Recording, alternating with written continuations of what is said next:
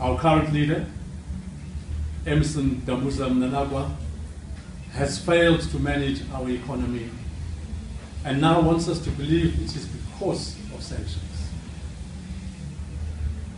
This logic has no credibility at all. It has no evidence, it has nothing attached to it whatsoever.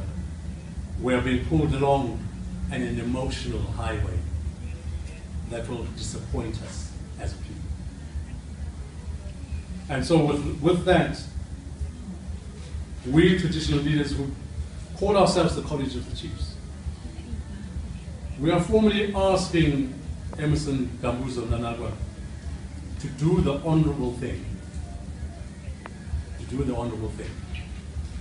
and resign with his administration. For they have failed the economy, they have failed this nation, they have failed the people, they have bankrupted this country. With such a CV in the private sector, an individual will be shown the door to say, you have failed your responsibilities in this employment.